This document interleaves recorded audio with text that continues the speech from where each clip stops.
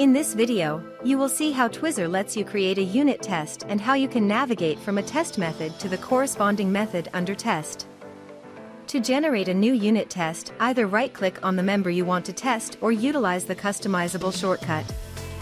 If there is no existing test project, Twizzar will prompt you to create a new one and subsequently generate a fresh project. For the test project, Twizzar puts in the needed project dependency and generates the test file.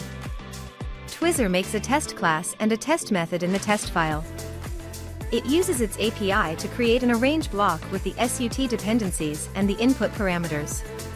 You can change the arrange block with code or the Twizzar UI. It also prepares the act block with the arranged parameters to invoke the method. Twizzar assigns a placeholder name to the test method, which can later be customized to a more descriptive and meaningful name. Using Twizzar, you can seamlessly navigate from a test method to the corresponding method under test during test development.